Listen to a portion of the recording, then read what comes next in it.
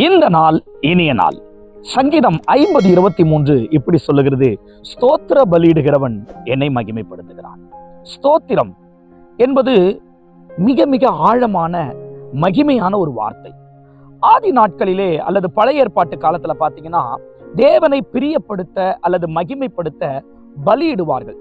சொல்ல போனா ஒரு ஆச்சரியமான சம்பவம், மோசேக்கு தேவன் பலியிடுவதை குறித்து கட்டளைகள் கொடுப்பதற்கு முன்னதாகவே நாம் ஆதி ஆகமத்தில் பலியிடுகிறதை நிறைய இடங்கள்ல பார்க்கலாம். குறிப்பாக ஜலப்பிரளயத்திலிருந்து தப்பி வந்த நோவா தன் குடும்பத்தோடு இணைந்து ஆண்டவருக்கு ஒரு பலி செலுத்தினார்.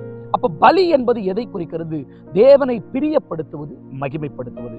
நாம் என்ன பலிங்க செலுத்த போறோம்? அதான் சங்கீதக்காரன் தாவீது சொல்லுகிறார், ஸ்தோத்திர பலி.